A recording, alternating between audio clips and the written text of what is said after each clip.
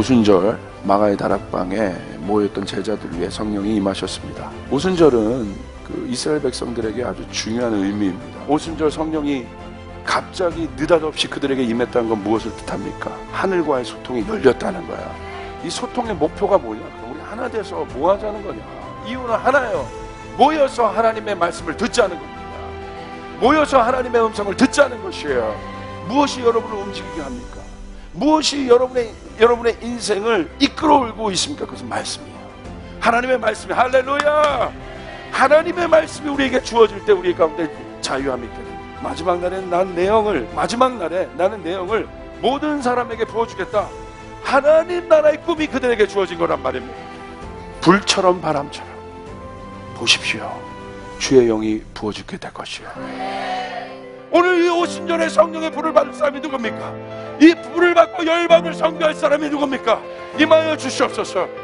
오늘 그 일들이 일어나길 바랍니다.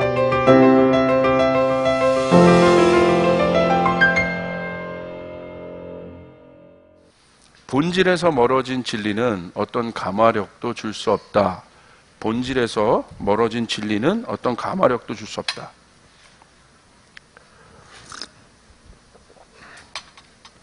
말씀 준비하는데 하나님께서 이 감화력이라는 한 단어를 주셨어요. 제 안에 묵상케 됐어요. 감화력이 필요한 시대구나.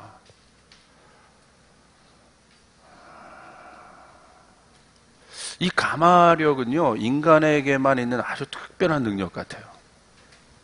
오늘 베드로의 한 설교로 3,000명이 주님 앞에 돌아왔어요. 한 번의 설교로. 그게 어떻게 된 겁니까? 이 마음에 감동이 일어난 거예요. 그리고 스스로 그들이 고백한 거예요. 사도행전 2장, 오늘 사도행전 강해 가운데 지금 보고 있지 않습니까? 오늘 바로 베드로의 설교에 대한 본문입니다. 저도 말씀을 전하는 또 메신저 입장에서 베드로의 설교를 듣고 3,000명이 회개한 그 사건을 보고 참 많은 도전이 있지 않을 수 없었습니다. 오늘날에도 이와 같은 일들이 일어나길 바랍니다. 그리고 제가 일본에 가서도 제가 이번에 느끼고 왔던 건, 진짜 진리가 아니면 이 땅은 바뀌지 않겠구나. 어떤 것으로도 변하지 않는구나. 그러나 진리이신 그분이 선포될 때 변하는구나. 단순한 진리를 느끼고 왔습니다. 여러분, 진짜 마음을 움직이려면 제가 생각할 때 가장 중요한 것이 진실성이라고 생각해요. 여러분, 연애할 때 진실하면 통하지 않습니까? 그죠? 아무리 여러분에게 뭘 잘해주고 뭔가를 해줘도 나중에 속았다고 생각하는 사람 많은 거예요. 속았다. 왜 그런 거예요? 진실한 게 없었다는 거죠. 그러니까 여태까지 했던 행위들은 다 뭐예요? 다 거짓말로 했다는 거예요. 그럴 때 굉장히 황당하지 않습니까?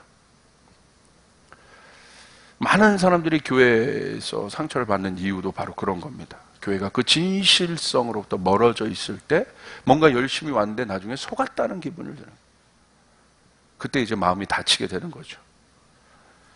여러분, 우리는 종교인이 아니잖아요. 근데 생각해봐요. 종교는 뭐냐면요, 진실의 자리에 거짓이 자리 잡고 있고 그것을 위선으로 포장한 것이 종교예요. 결국 뭐가 위선입니까? 사랑이 없을 때 우리는 위선을 떨게 돼요. 성경은 사랑이 없는 행위를 위선이라고 이야기하고 있습니다. 여러분, 그렇다면 오늘 사람들의 마음을 움직였던 베드로의 설교가 오늘 중심인데, 감화력은 뭐겠습니까? 공감의 능력을 말합니다. 공감의 능력은 실제 아픔이 함께 나눠지고, 그리고 그 아픔이 나눠지는 가운데 또 한 마음이 될 때, 동참하게 될 때, 그 아픔 가운데 동참하게 될 때 인간은 실제로 공감하게 되는 것 같습니다. 그리고 그때 사람들은 마음을 열고 감동합니다. 바로 그곳에서, 그 감동되는 그 공간에서 마음이 열리고 그곳에서 영적인 생명이 싹트게 되고 하나님과의 실제적인 친밀감이 시작되는 첫 단추가 됩니다. 오늘 저의 이 감화력의 설교는 바로 여기에 초점이 있어요. 바로 예수님의 십자가가 우리에게 감화력 있는 이유는 그 십자가가 우리의 고통의 현장 위에 세워졌기 때문에 그런 거예요. 저기 궁전에 세워진 십자가가 아니라 우리의 인간의 고통의 현장 가운데 그 십자가가 세워졌다. 오늘 베드로의 설교 가운데 저는 주목하고 싶은 한 절이 있습니다. 그게 바로 베드로전서 2장 40절이에요. 이렇게 베드로는 설교한 후에 이렇게 말합니다. 구원에 대해서 이야기하면서 베드로는 이 밖에도 많은 말로 증언하고 비뚤어진 세대에서 구원을 받으라고 그들에게 권합니다. 오늘 베드로가 구원을 얘기해요. 결국 이 베드로의 설교는 가마력을 일으켰고 사람들의 마음을 움직였고, 그래서 사람들이 우리가 어떻게 하면 구원받을 수 있습니까? 라고 질문하게 되었고, 그리고 3,000명이 되는 실제의 사람들이 구원받는 일들이 일어나게 됐다 것입니다. 그럼 베드로가 무엇을 얘기했기에 그들이 구원의 손을 뻗친 것입니까? 베드로의 초점이 어디에 있었습니까? 그러기 때문에 너희는 구원받아라. 오늘 베드로가 선포한 이 세대의 정의는 뭐예요? 패역한 세대라고 얘기하고 있어요. 패역한 세대 속에서 너희는 구원을 받아라. 이 세 번역으로 보면 비뚤어진 세대라고 나와 있는데, 좋고 유토피아가 있는 것 같고 낙원이 있고 기쁨이 있고 그런 곳에서 구원을 받으라는 것이 아니라 너에게 구원이 필요하다. 그 이유는 무엇인가? 이 세대가 패역했기 때문이다. 그러므로 너희는 그 속에서 구원을 받으라고 이야기하고 있습니다.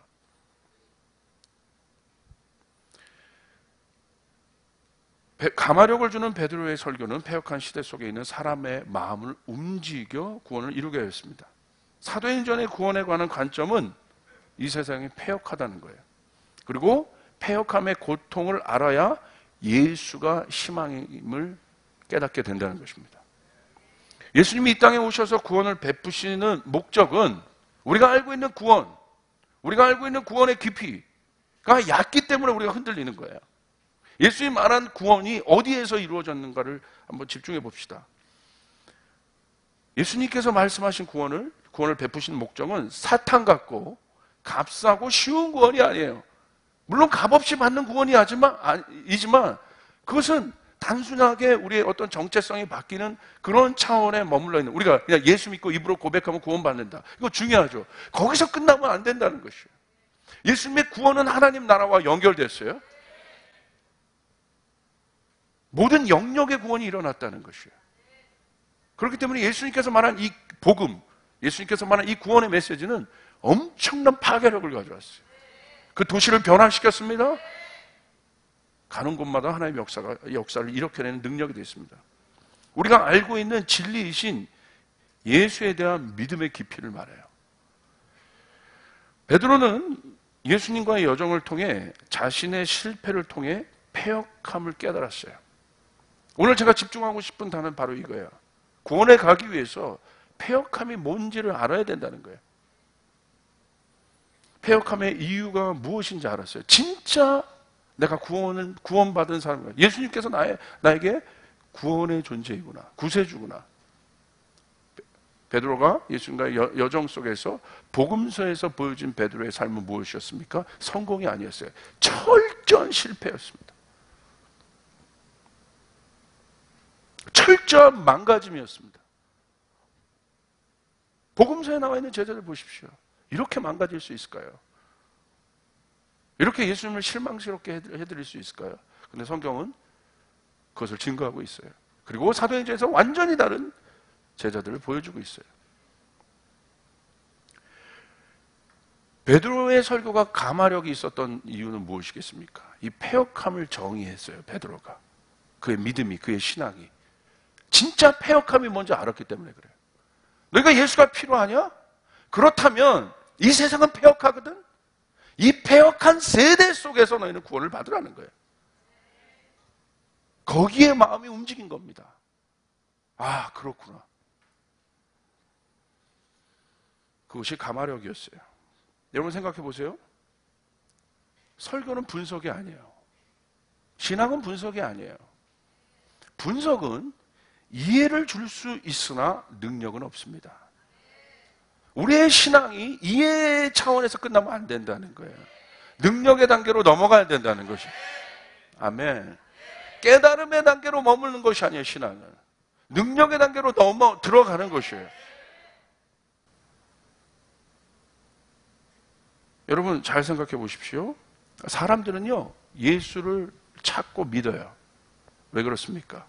그리고 흔들리지 않는 신앙을 갖는 사람이 있어요. 무엇을 경험했기 때문에. 그 패역함 속에서 구원을 경험한 사람은 흔들리지 않아요. 여러분, 왜 예수 믿으세요? 해결받기 위해서 믿는 거예요. 인간의 궁극적인 문제, 내 삶에 있는 궁극적인 문제, 이게 인간의 정의예요. 우리 문제가 많아요. 여기는 목사도 문제가 많아요. 그런데 예수님, 결국 왜 예수님 찾냐면요, 예수님 해결사세요. 전 해결사라는 단어를 좋아해요. 할렐루야. 생각해 보세요. 뭔가를 잘하는 사람이 인기 있지 않아요. 해결하는 사람이 인기가 있습니다. 뭔가를 잘하는 사람은 그냥 그 수준에서 이렇게 잘해요. 그러나 슈퍼스타가 되는 사람은 해결하는 사람이에요. 야구 보십시오.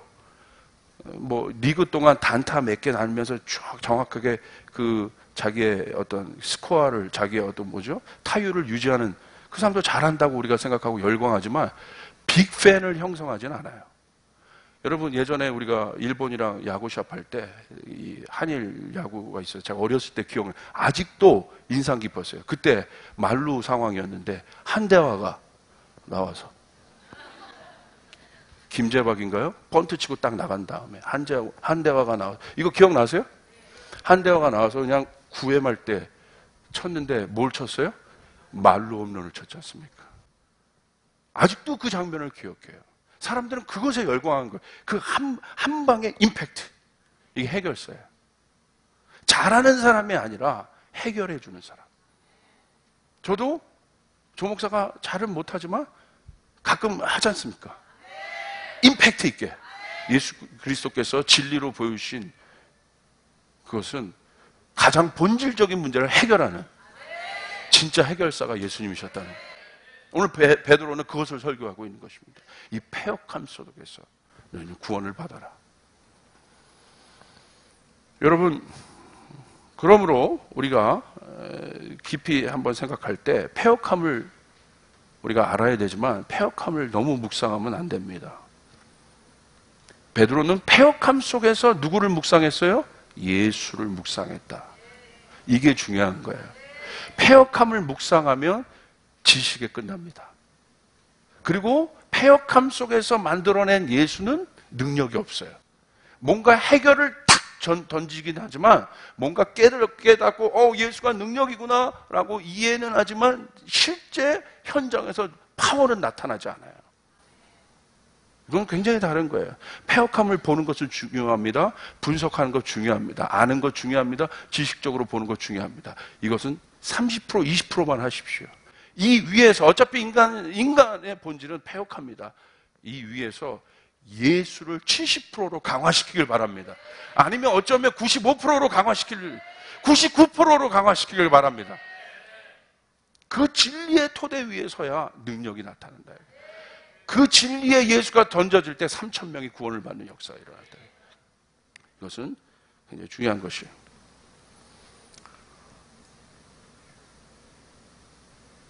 패역함을 여러분 묵상하고 패역함을 분석하고 패역함에 사로잡혀 있는 그때의 결과는 아무런 소망이 없습니다. 어떤 열매도 없어요. 더 큰 미궁으로 빠집니다. 여러분, 미궁이에요. 움직이면 움직일수록 빠지는 수렁과 같은 것이 패역함이에요. 여러분, 수렁에 여러분이 빠졌다고 생각해 보십시오. 어떻게 하시겠어요? 어떻게 구원받으시겠어요? 베드로의 오늘 설정은 그거예요. 패역함이란 수렁 속에 인간이 있지 않냐. 움직여봐라. 지식으로 움직여봐라. 과학으로 움직여봐라. 너의 능력으로 움직여봐라. 사상으로 움직여봐라. 노력으로 움직여봐라. 이 패역함의 세대는 너희를 어떻게 하느냐? 더 수렁으로 빠지게 한다. 움직일수록 빠지게 한다는 거예요. 구원이란 무엇입니까? 베드로가 말한 구원. 오늘 베드로가 설교한 구원은 무엇입니까? 외부의 힘이 필요하다는 거예요. 여러분, 수렁에서 빠질 때 영화에서 보면 어떤 일들이 일어나요? 움직일수록 주인공이 빠지잖아요. 그때 누가 나타납니까? 어떤 사람이 나타나요. 어떤 이 환경이 주어져요. 외부의 어떤 힘이 그 사람을 구원해내는 거예요. 수렁에서. 이게 패역함이에요. 어두움은요, 실제와 같은 이 폐역함이란 어두움 아니겠습니까? 그와 같은 힘이 있습니다. 좋지 않은 사람과 있으면요, 또는 좋지 않은 것을 보거나 들으면 실제로 그 영향력 안에 잠식당합니다. 여러분, 예수가 필요한 시대가 진짜 되었습니다. 예수 진리, 그리스도 진리이신 그분의 진리에 도전하는 수많은 일들이 일어나고 있습니다. 종교적으로, 학문적으로, 모든 영역 안에, 우리의 삶 안에 우린 그 시대 속에 살고 있어요. 그러나 여러분, 제가 이 폐역함의 시대 속에 있지만 저는 소망을 가진 건 오늘 이 한 단어가 오더라고요. 폐역함 속에서 너희는 구원을 받아라. 아멘. 폐역함 속에서 구원을 받아라. 여러분의 가정이 그런 묶임 가운데 있습니까? 여러분, 주님이 여러분의 가정을 구원하실 것입니다. 주님의 구원은 그곳에서 이루어지는 것이에요. 아멘. 폐역함이란 그럼 무엇이겠습니까? 이제 산소망이신 우리는 그 예수님을 우리는 알고 붙잡아야 되는데, 폐역함은요,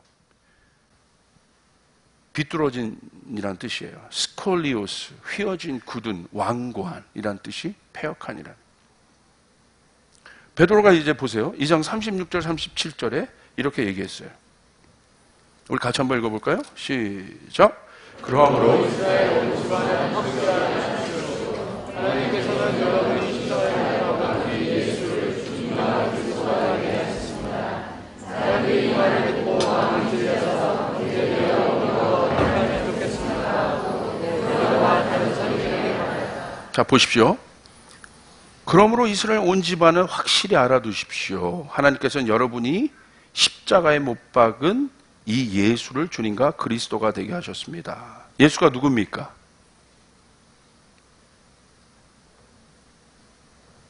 우리의 폐역함 안으로 들어오신 분이에요. 우리의 문제 안으로 들어오신 분이에요. 그분이 예수세요. 그렇기 때문에 여러분이 예수를 붙잡아야 되는 거예요. 예수만을 아셔야 되는 것이에요. 아멘. 그 일은 지식이 아니라 진리입니다. 지식 위주의 신학자가 만들어내는 어떤 신학에는 능력이 없어요. 어떤 신학도.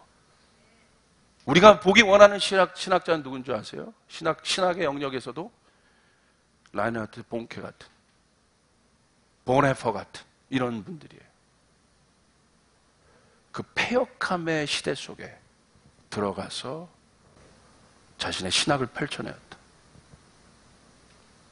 여러분, 폐역함의 시대 속에 영웅들이 나와요. 진짜가 나와요.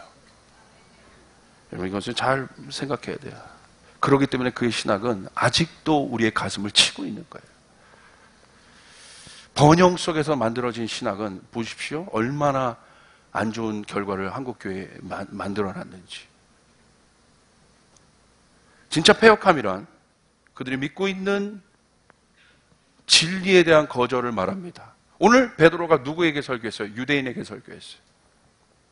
그들은 진리를 믿고 있었던 자들이에요. 진리를 알고 있었던 자들이에요. 그런데 베드로가 정확하게 이야기합니다. 뭐라고 얘기합니까? 이스라엘 온 집안은 확실히 알아두십시오. 이스라엘에게 얘기하는 거예요. 하나님께서는 여러분이 십자가에 못 박은 이 예수를 주님과 그리스도가 되게 하셨습니다. 결국 온 이스라엘 집안은 평생을 하나님을 섬기는 그 진리를 붙잡고 있는 그런 믿음의 공동체였는데, 오늘 베드로는 무엇을 설교합니까? 너희 진리가 진짜 진리냐는 거예요. 이스라엘이 그 진리의 바탕 위에 서 있고 너희가 이방인과도 상종하지 않는, 이방인을 업신여기는 그런 믿음으로 오직 하나님만을 보면서 그렇게 달려왔고 너희들 안에 그 자부심이 있는데, 과연 너희가 그 진리를 알고 있다고 믿는 민족인데, 나도 유대인이고 온 이스라엘 집안을 잘 들어라. 오늘 뭐라고 설교하고 있습니까? 누가 예수 그리스도를 죽였다고 얘기하고 있어요? 사람들이 그 말을 듣고 찔린 거예요. 그들이 믿고 있었던 진리 체계가 도전받은 거예요. 도전이 받은 거예요.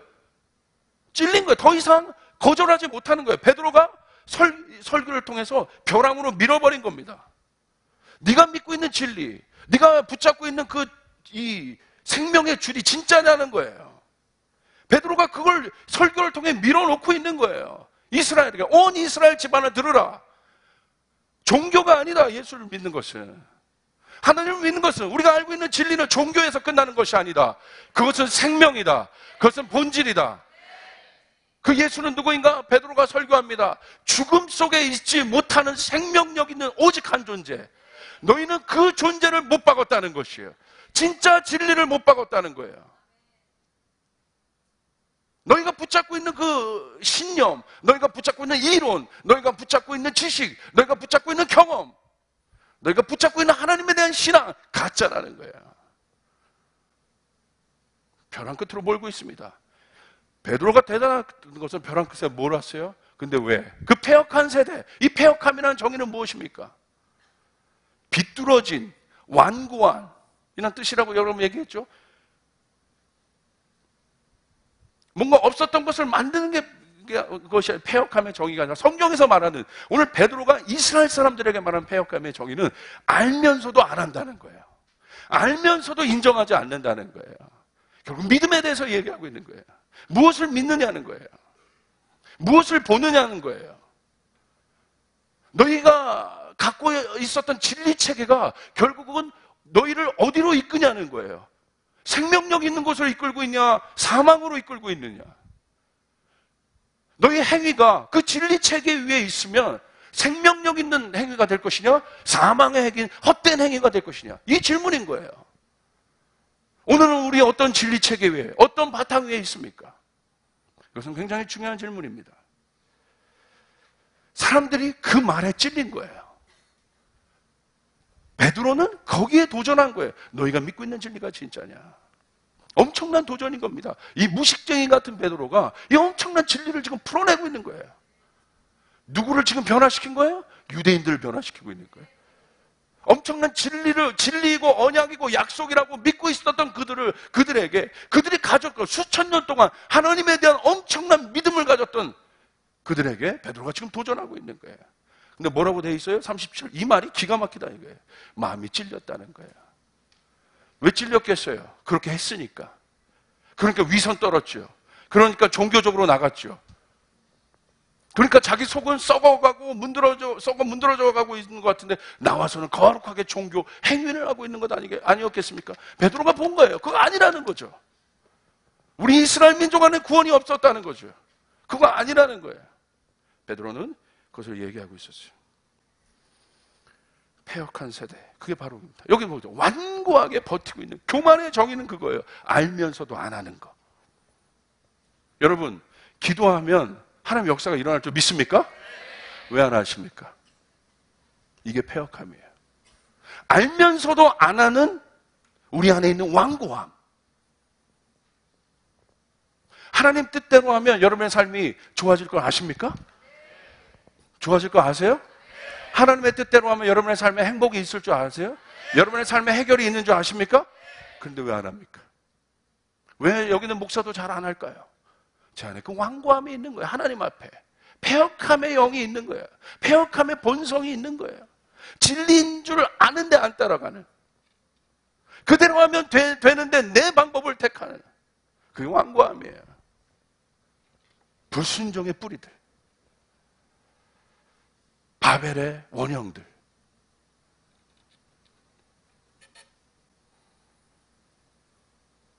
그러므로 그들이 그 썩은 동아줄을 잡고 있었기 때문에 두려워한 거예요.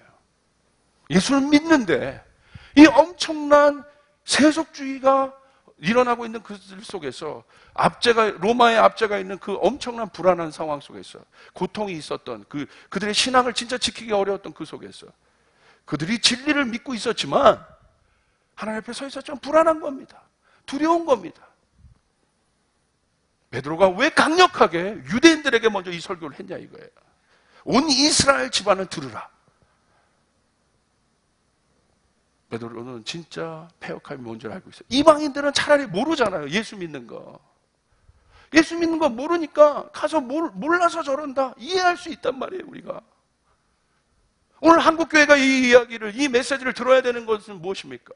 오늘 우리가 이 메시지를 들어야 되는 이유가 무엇입니까? 패역함의 정의는 뭡니까? 아무도 모르고 똥기적에 여전히 차고 있는 사람에게 여러분 그렇게 말하는 거고 이해할 수 있어요. 똥기저귀 차고 있으니까. 근데 성경은 얘기하고 있지 않습니까? 너의 신앙의 진보를 이루라고 얘기하고 있지 않습니까? 믿음의 진보를 이루라고 얘기하고 있지 않습니까? 장성한 분량까지 자라라고 얘기하고 있지 않습니까? 성숙해지라고 얘기하고 있지 않습니까? 이게 패역함인 거예요. 그럼에도 불구하고 안 하는 거, 알면서도 안 하는 것. 오늘 베드로가 먼저 이스라엘 백성들에게 그 얘기를 했다는 것은 놀라운 도전인 거예요. 그러니까 안다는 거예요. 예배가 무엇인지 안다는 거예요. 말씀이 무엇인지 안다는 거예요. 그런데 안 하는 거예요. 하나님 앞에 나오는 것이 무엇인지 안다는 거예요. 그런데 안 하는 거예요. 이게 패역함이에요. 우리 안에 있는 완고함이에요. 알면서 안 하는 거, 비뚤어지는 거. 더 나아가서 어떻게 해요? 공격해버려요. 필요 없어. 꼭 그렇게 해야 돼? 예수만이 답이야? 너무 복잡하잖아. 저기도 구원이 있고 저기도 구원이 있는 거야. 진리는 그런 거야 다. 예수도 진리의 한 형태인 거야. 이런 도전들인 거예요 지금은. 여러분 IS가 일어났어요? 보코하람이 일어났습니다. 엄청난 이 이슬라믹 지하드들이 일어났습니다. 그들이 누구를 죽이고 있습니까? 타겟 넘버 원이 누군지 아세요? 유대인과 그리스도인들을 죽이고 있지만 거기 넘버 원의 대상이야. 누구를 죽이고 있나요? 넘버 원. 온건파 무슬림을 죽이고 있지 않습니까? 가짜라는 거예요 너희들. 이건 놀라운 도전이에요. 아셔 윈트레이트가 이에 대해서 설교했는데 너무 저는 이 일에 대해서 동의하는 거예요. 가짜라고 하는 거예요. 극단주의, 근본주의 이슬람이 일어나서 누구를 죽이고 있어요? 타협해 보이고 온건해 보이는 이슬람을 먼저 죽이는 것이 그들의 첫 번째 대상. 왜? 그들을 뭐라고 생각하고 있어요? 보병으로 생각하고 있어요. 온건파 이슬람들을. 가만 놔두면 적당히 들어가서 이슬람 대강 적당히 잘 헤쳐주고 적당하게 이슬람을 이렇게 잘 세워줬어요. 그러니까 그들이 봤을 땐 가짜라는 거야, 가짜. 그리고 이 극단주의 이슬람들이 일어나서 뭘 먼저 칩니까? 거기를 먼저 치는 건 뭐야? 거점을 잡아야 되니까. 힘을 모아야 되니까. 오늘 이 세력이 일어나는 것 앞에서 기독교는 뭐 하고 있냐는 거예요. 유대교와 그리스도 개신교 안에 이 합의되지 않는 엄청난 불일치. 성경을 같은 시험 성경을 보면서도 이파 저파 싸우고 있는 엄청난 하나님께서 말씀하시는 예수 그리스도를 통한 이 진리에 합의되지 못한 모습들. 이것이 우리의 모습이라는 거예요. 진짜 본질의 싸움인 것입니다. 여러분 우리가 진리로 무장돼야 됩니다. 아멘, 아멘, 아멘, 아멘. 오늘 우리 안에 그 패역함이 무너져야 되는 것이에요. 아멘. 회개란 무엇입니까? 오늘 베드로의 설교 가운데 베드로가 이렇게 얘기합니다. 사도행전 2장 38절 베드로가 대답하였다. 같이 읽읍시다. 시작. 회개하십시오. 그리고 여러분 각 사람은 예수 그리스도의 이름으로 세례를 받고 죄 용서를 받으십시오. 아멘. 자, 우리가 그렇지 않냐? 베드로가 얘기해주고 있는 것이 방법이 하나 있다. 돌이키면 된다. 회개하면 된다. 그럼 믿부시다.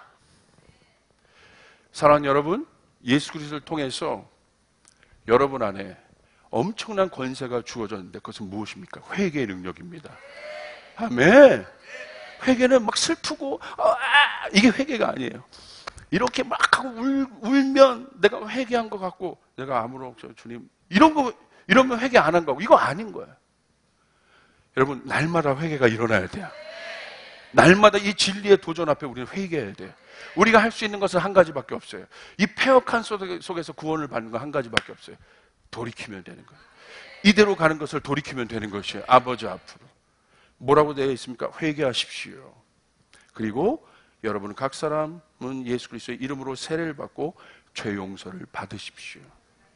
그리하면 무엇이 성령을 선물로 받을 것입니다. 여러분 회개는 무엇입니까? 불신, 내가 믿고 있는데 나도 믿지 못하는 그 진리. 오늘 우리의 신앙 속에서 여기 있는 목사도 내가 하나님을 믿고 있지만 어떤 영역에서 나도 불안해하고 있는 그 불신의 한 영역. 문제가 있을 때만 예수님께 좀 구하고 보통 때는 또 그렇지 못하고 하는 이런 언스테이블한 신앙들. 이 아니라 그건 뭐예요? 내 안에 있는 예수 그리스도 산소막신 그분의 진리 체계가 내 안에 흔들려져 있는 거예요. 이게 불안해인 거예요. 오늘 그 위에 반석이 설 수 없는 거예요. 그 반석 위에 하나님의 교회가 설 수 없는 것이에요. 오늘 저희 풀교회 가운데 이 반석 위에 하나님의 교회가 세워지기를 주님의 이름으로 축복합니다. 여러분 믿습니까? 그거를 버려야지 밤에 니고데모가 예수님 찾아오지 않습니까? 니고데모는 어떤 사람이에요? 완벽했던 사람 아니에요? 지도자 아닙니까? 율법에 정통했는 사람 아닙니까? 그런데 낮에는 찾아갈 수 없는 거예요. 왜? 쪽팔리니까. 자기가 그래도 진리를 말하는 사람인데 그래도 니고데모는 대단한 사람이에요. 돌이켰잖아요. 밤에 찾아오잖아요. 묻잖아요. 예수님 뭐라고 얘기해요? 어떻게 구원받느냐고 묻잖아요. 예수님 그 마음을 아시는 거죠. 니고데모가 어떻게 또 쓰임받는지 우리는 또 성경에서 그 후에 볼 수 있습니다. 보십시오. 여러분 예수님 앞에 이제 돌이키고 나오는 것 자체 중요해요. 부자 청년 고민하여서 예수님 앞에 나옵니다. 그런데 어떻게 해요? 부자 청년이 예수님 앞에 나온 건 돌이키려고 하는 마음이 없었어요. 좋은 얘기 들으려고 한 거예요. 안위를 받으려고 한 거예요. 인정받고 싶은 거예요. 요 한 영역도 자기가 자꾸 뭔가 찝찝하거든. 뭔가 자기가 성경을 아무리 봐도 요 한 영역이 부족한 거야. 찝찝한 거야. 그러니까 그 당시에 능력이 있었던 랍비인 예수님께 간 거예요. 예수님 정확하게 얘기하지 않습니까? 그 마음의 중심에 대해서 찔러버리잖아요. 네가 갖고 있는 믿음이 뭐냐? 믿음의 행위를 얘기한 게 아니에요. 예수님의 설교는 항상 네가 믿고 있는 믿음의 본질이 뭐냐? 뭘 믿고 있는 거니 너? 너 재물을 믿고 있는 거잖아. 예수님이 정확하게 찔러댑니다. 그러니까 어떻게 해요? 오! 삭개오처럼 와! 진짜 내가 들었구나. 그러면서 예수님 앞에 나가서 예수님 내가 이렇게 할게요. 이렇게 할게요. 예수님이 삭개오가 그런 행위를 가질 것이라고 예수님 디렉션을 제공하지 않아요. 근데 삭개오 스스로 얘기합니다. 이게 회개예요. 여러분 믿습니까? 여러분 믿습니까? 근데 어떻게 부자 청년 고민하여 갑니다. 괜히 왔어. 나 안 들었을걸. 아마 제가 상상하는 바로는 평생을 고민 가운데 갔어. 괜히 들었어, 괜히. 그러니까 여러분 잘 들어야 돼요. 할렐루야. 조이풀 괜히 왔다. 안 그랬으면 내가 그냥 대강 편하게 좀 이렇게 할 수 있었을 텐데. 꼭 저 목사는 진리, 폐역함, 내가 좀 기분 좋으려고 왔는데 교회에 꼭 저렇게 얘기해서 내 기분을 어렵게 하고 상하게 하고 그래야 되나? 아닌 거야. 여러분 진리에 서 있어야, 예수 그리스도의 본질이신 진리에 서 있어야 여러분이 짓는 모든 것이 완벽한 것이요. 여러분 믿습니까? 진리이신 예수, 그분은 누구십니까? 사도행전 2장 24절 같이 읽습니다. 시작. 그러나 하나님께서는 그를 죽음의 고통에서 풀어서 살리셨습니다. 그가 죽음의 세력에 사로잡혀 있는 것은 있을 수 없는 일이기 때문입니다. 아멘. 그분은 누구십니까? 본질.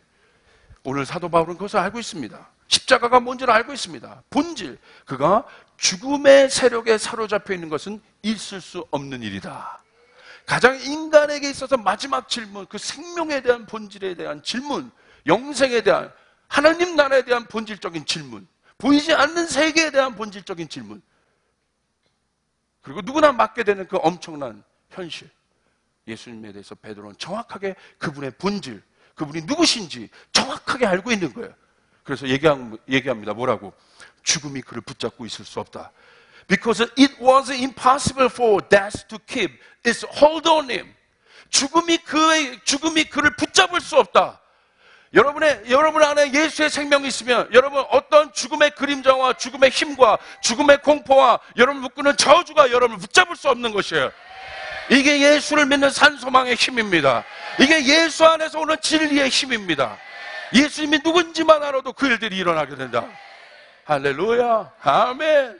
신납니까? 기쁘십니까? 기쁘시오? 기쁘세요? 이게 이 예수를 우리가 찬양하는 거예요. 이 진리이신 이 예수를 찬양할 때 사도행전 2장 33절 하나님이 오른손으로 예수를 높이시매 그가 약속하신 성령을 아버지께 받아서 너희가 보고 듣는 이것을 부어주셨느니라. 오늘 우리 안에 성령님이 오실 것입니다. 여러분이 요청하면 날마다 성령님이 오실 것입니다. 성령님의 방문이 있을 것입니다. 지난주 제가 음성을 들었습니다. 하나님의 지지가 있을 것이다. 하나님의 지지가 있을 것이다. 내 진리의 토대 위에 서 있는 자. 성령이 오시는 건 하나님의 지지인 것이에요. 여러분, 영은 유기할 수 없는 것들을 하게 합니다. 영은 유기 막혀져 있는 차원의 문들을 열어냅니다. 학자에게 성령님이 오시면 다음 세계, 다음 차원의 지식과 진리의 세계를 풀어버리게 되는 것이에요. 아멘. 이 일들이 일어나는 것이에요. 여러분, 이 진리 체계 위에 있는 뮤지션들에게 성령님이 오시면 아무도 듣지 못했던, 아무도 알 수 없었던 새 곡이 만들어지게 되는 것이에요. 이 일로 말미암아 하나님의 나라의 영역이 그 영역에서 확장되고 바뀌는 것이에요. 이게 창조인 거예요. 이게 진짜 창조인 것이에요. 오늘 여러분에게 그 능력이 부어지길 바랍니다. 아멘. 하나님이 말씀하셨어요. 이제 설계도를 그려내라. 제가 여러분에게 말씀했잖아요. 설계도를 그려내라. 어떤 설계도? 예수의 진리 위에 선 설계도. 그 안에 여기 나와 있는 대로 성령이 부어주시게 될 거예요. 오늘 조이풀은 그 설계도를 이제 만들게 될 것이에요. 그러면 하나님께서 그 일들을 하게 될 것입니다. 누구를 사용하시겠어요? 여러분을 사용하실 줄 믿습니다. 아멘. 예수의 본질은 무엇입니까? 사망과 고통에 매여 있을 수 없는 존재. 그분이 예수고, 그 예수를 믿었기 때문에 패역함에서 구원을 받은 것입니다. 저를 잘 보세요.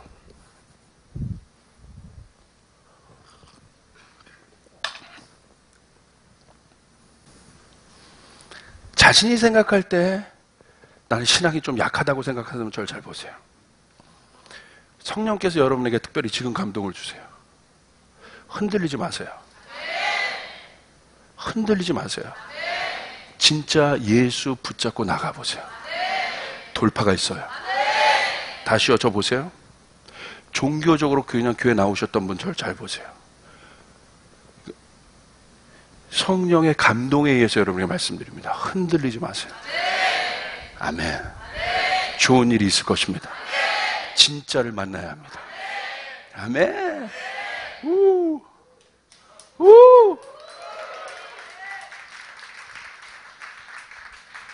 다윗의 예가 바로 그겁니다. 사도행전 2장 25절 28절. 기가 막힌 설교를 통해서 다윗의 예를 드러냅니다. 같이 한번 읽을까요? 시작. 다윗이 그를 가리켜 말하기를 난 늘 내 앞에 계신 주님을 보았다.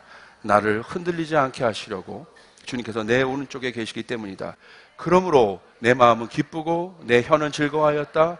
내 육체도 소망 속에 살 것이다. 주님께서 내 영혼을 지옥에 버리지 않으시며 주님의 거룩한 분을 썩지 않게 하실 것이다. 주님께서 나에게 생명의 길을 알려주셨으니 주님의 앞에서 나에게 기쁨을 가득 채워 주실 것이다 하였습니다. 왜 다윗의 예를 들었습니까? 그들이 믿고 있었던 진리. 예수 그리스도는 십자가에 못 박혔지만 모세는 믿고 있고 아브라함도 믿고 있고 다윗을 절대적으로 믿고 있어요. 그런 다윗은 누구냐? 베드로가 그들의 논리 앞에 설교하고 있는 거예요. 지금 너희가 믿고 있는 다윗은 그럼 누구냐? 자, 보세요. 다윗의 고백을 얘기합니다. 그 다윗을 내가 이야기해 줄게 하면서 베드로가 얘기합니다. 다윗이 그를 가리켜 말씀하시기를 나는 늘 내 앞에 계신 주님을 보았다. 나를 흔들리지 않게 하시려고 주님께서 내 오른쪽에 계시기 때문이다. 진리가 있는 사람의 삶의 태도가 바로 이것입니다. 패역함을 보는 게 아니라 나는 늘 내 앞에 계신 주를 보았다. 이게 신앙이에요. 온 세상이 패역함으로 들끓고 이런 표현에서 죄송하지만 미쳐가고 있고 하여간 그렇습니다. 신앙이 마저도 오늘 우리에게 이 다윗의 고백이 필요해요. 이 패역함 속에서 진리를 갖고 있는 사람의 태도. 나 누구 마음에 안 들어서 교회 못 나오고요. 누구 마음에 안 들어서 교회. 다 무슨 소리입니다. 진리가 그 안에 없어서 그런 거예요. 어떻게 그런 말이 나옵니까? 다윗은 그보다 더 어려운 상황이었어요. 원수가 쫓아다니는 상황이야. 생명의 위협이 날마다 있는 다윗. 뭐라고 고백합니까? 나는 늘 내 앞에 계신 주님을 보았다. I saw the Lord always before me. Always. 항상 보았다. 할렐루야. 이게 신앙인 거예요. 오늘 내가 신앙이 깊다는 건 뭐야? 내가 죽을 것 같다가도 신앙이 깊다는 건 눈을 들어 주님을 보는 거야. 눈을 들어 주를 보내. 말 시키지 마. 눈을 들어. 이게 신앙이에요. 이게 진리를 추구하는 자세예요. 폐역함을 묵상하는 게 아니라 진리이신 그분을 보는 거. 제가 어저께 우리 아브라함에서 잠깐 얘기했지만 문화일보에서 그 세계적인 프랑스 수학자 쉐르라는 그분이 와서 그분의 진리 탐구 자세에 대해서 이야기해. 꼭 여러분 시간 되면 꼭 읽어보세요. 그분 예수 믿는지 안 믿는지 모르겠지만 89세 된 그 노 교수가 지금 포항공대 와서 지금 수학 강의하려고. 젊은 수학자들이 일어나고 있지 않습니까? 바깥에서 이런 사조가 일어나고. 이 수학자가요, 관심 없어. 결국 그 소리. 이 대기자가 이 수학자에게 좀 걸어보려고, 좀 이렇게 테스트 해보려고 수많은 질문을 던졌다고 글에 써 있더라고요. 근데 이 노 수학자는 관심 없다 이거예요. 내가 알고 있는 그 진리 하나만 찾기도 내가 바쁘다 이거예요. 완전수의 개념 그거 찾기도 내가 바빠. 89세. 그 89세인 그 노파가 아니죠. 노 교수를 오늘도 가슴 뛰게 할 수 있는 주변 상황이 아니라 내가 붙잡고 있는 그 진리. 오늘 여러분이 지금 회복해야 될 신앙은 폐역함을 보지 말고 내가 오늘 붙잡아야 될 예수만 보기도 내가 바쁘다 이거예요. 그분을 연구하고 그분을 고민하고 그분을 고민했다면 삶 가운데 여러분 그것들 실천하고 아멘. 진리로 살아가는 것이에요. 메신저가 되는 것이 중요한 것이 아니라 메시지가 되는 것이 중요하다. 내가 그 메시지가 되어야 되는 것이에요. 오늘 그 일들이 일어나길 바랍니다. 오늘 영적인 삶이란 바로 그거예요. 내가 오늘 무엇을 보고 있는가. 오늘 목사도 뭔가 막 일어나고 뭐 프로젝트들 많이 있지만 이 프로젝트 해야 돼요. 뭔가 봐야 돼. 그러나 그 속에서 내가 주님을 보고 있는가. 진리이신 그분을 보고 있는가. 그분을 보고 있으면 내 마음이 안정돼요. 내 마음에 평강이 있어요. 그분 좋으시고 참 좋으세요. 볼 때마다. 내가 안 봐서 그런 거야. 참 좋으신 분이에요. 참 좋으시더라고. 내 안에 있는 탐욕이, 내 안에 있는 거짓이, 내 안에 있는 불신이 그분을 못 보게 하는 거지. 오늘 이게 걷어지면 그분이 좋으세요. 자기 아들을 죽이시기까지 우리를 사랑하신 그분을 보는 거예요. 오늘 다윗이 그분을 보니까 어떤 일이 나요? 여러분 잘 생각했어요? 이제는 우리의 신앙이 듣는 것에서 넘어가야 돼요. 이제는 그 싸움이에요. 듣는 것은요, 자기 성찰을 줘요, 우리에게. 그것도 중요합니다. 그러나 고난의 문제는 절대 풀 수 없어요. 자기 성찰이 마지막 부딪히는 것은 인생의 고난에 대한 문제예요. 이건 못 풀어요. 이게 바로 욥기의 스토리예요. 내가 이젠 주를 귀로 들었으나 이젠 눈으로 주님을 봅니다. 봐야 고난의 문제가 풀립니다. 봐야 비밀이 풀립니다. 여러분, 듣는 것은 자기 성찰에서 끝나지만 자기 성장은 이룰 수 있지만 보는 것은요, 능력으로 이어집니다. 히브리서 11장 1절 믿음은 바라는 것들의 실상이요 보이지 않는 것들의 증거이다. 보시길 바랍니다. 오늘 베드로는 예수님을 듣는 것뿐만 아니라 보았습니다. 그러므로 그 예수를 전할 수 있었다. 우리는 그 예수를 봐야 됩니다. 그러므로 우리 안에 이 기쁨이 일어나야 돼요. 사도행전 2장 29절 32절. 그런 다윗도 죽었다는 거예요. 이 베드로의 이 설교는. 같이 읽어보겠습니다. 시작. 동포 여러분, 나는 조상 다윗에 대하여 자신 있게 말씀을 드릴 수 있습니다. 그는 죽어서 묻혔고 그 무덤이 이날까지 우리 가운데 남아 있습니다. 그는 예언자이므로 그의 후손 가운데서 한 사람을 그의 왕좌에 앉히겠다고 하나님이 맹세하신 것을 알고 있습니다. 그래서 그는 그리스도의 부활 미리 내다보고 말하기를 그리스도는 지옥에 버려지지 않고 그의 육체는 썩지 않았다고 하였습니다. 이 예수를 하나님께서 살리셨습니다. 우리는 모두 이 일의 증인인 것입니다. 할렐루야! 사도행전은 바로 이것을 증거. 오늘 베드로의 설교, 오늘 그들이 믿고 있었던 다윗, 아브라함의 하나님, 그 하나님에 대한 진짜 진리가 무엇인지 오늘 베드로는 설교합니다. 다윗도 죽었다. 그러나 다윗을 통해서 예수 그리스도를 결국 드러내셨다. 그 예수를 들을 때 감동이 일어난 것입니다. 할렐루야. 교회는 이 예수를 듣기 위해 온 것이에요. 그분이 누구신지. 오늘 이 진리가 여러분에게 살아나길 바랍니다. 사도행전 2장 41절. 가마력의 능력이 무엇입니까? 그 말을 받은 사람들은 세례를 받음에 이날에 신도의 수가 3,000이나 더하더라. 이게 주님의 확장입니다. 인간의 번영의 확장이 아니라 주님으로부터 오는 확장. 가마력이 필요한 시대입니다. 예수만이 여러분 모든 사람에게 소망이 될 수 있습니다. 예수만이 마음을 움직일 수 있습니다. 예수만이 산 소망이 될 수 있습니다. 우리 조이풀은 이 예수를 자랑합니다. 이 예수 앞에 서 있습니다. 이 예수를 표현할 것입니다. 이 예수를 전할 것입니다. 사람의 마음을 움직이게 될 것입니다. 폐역함에 있던 사람들이 구원을 얻게 될 것입니다. 3,000이 아니라 3만 명이, 3만 명, 30만 명이 될 것이에요. 전 세계 가운데 하나님의 이름을 아는 자, 그 진리의 선자들이 일어나게 될 것이에요. 믿으시면 아멘 합시다. 그러므로 여러분 폐역함 가운데, 이 가운데 공감대를 형성할 수 있는, 그게 사랑의 자세요. 겸손. 폐역함을 막 지적하는 것이 아니라, 예수님의 눈은 그거예요. 얼마나 힘들었을까? 얼마나 힘드니까 저럴까? 얼마나 제가 죄 가운데 있으니까 저럴까? 그게 사랑이에요. 겸손이에요. 그 공감대를 형성해 주셨어요. 예수님 이 땅에 오셔서 보여주신 자세가 그거예요. 여러분 첫 번째 그 공감대를 형성하셔야 돼요.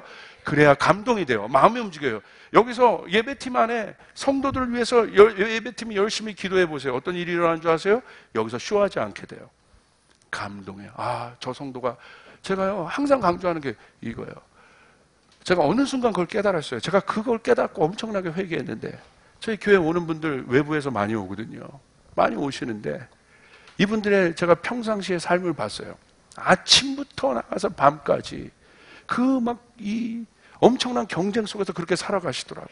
근데 나는 담임 목사님 내가 쉬고 싶을 때 좀 막 쉴 수도 있고 조금 늦게 일어나도, 우리 교회는 새벽 기도도 없으니까. 그냥 어느 날 제가 아침 사역이 있어서 아침에 제가 출근 버스를 한번 타봤어. 그러면서 출근하는 걸 제가 안 거예요. 제가요 설교를요 대강 준비할 수가 없어. 이 설교 한번 들으려고 오겠는데. 그래서 성도들 위해서 기도하게 되더라고요. 하나님 우리 성도들 지켜주시옵소서. 악에서 구해주시옵소서. 주기도문 기도를 하게 되더라고. 약한 자들 도와주시옵소서. 이 한순간이 소중한 것. 이게 겸손의 자세야. 공감대. 그 공감대를 형성해야 마음이 통하게 되는 거예요. 나는 알고 넌 몰라. 그러니까 바꿔. 이거는 종교예요. 이건 교만이에요. 나는 아는데 넌 모르잖아. 그러니까 아니, 예수님이 그렇게 하셨어요? 예수님 다 아는데 우리에게 그렇게 하셨어요? 눈높이 맞춰주셨잖아요. 공감대를 형성해 주셨잖아요. 폐역함을 알았잖아요. 폐역함을 이해해 주셨잖아요. 그 속에서 너에게 내가 그러니까 필요하다.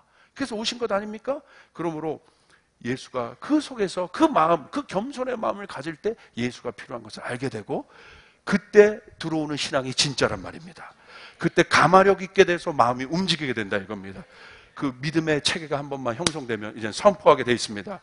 나사렛 예수 그리스도의 이름으로 명하노니 모든 악한 마귀는 떠나갈지어다. 이게 진리에 서 있는 사람이에요. 우리를 붙잡고 있는 모든 어두움은 예수의 이름으로 명하노니 떠나갈지어다. 내 인생을 붙잡고 있는 모든 어두움은 예수의 이름으로 명하노니 떠나갈지어다. 이 설교, 이것에 사람들의 마음에 진짠가? 지식의 예수가 아니라 진짠가? 진짠가? 그 예수를 만나게 된다. 오늘 그 예수를 높이는 교회가 되기를 바랍니다. 여러분을 되기를 바랍니다. 주님께 영광의 박수 올려드리겠습니다. 같이 일어나겠습니다.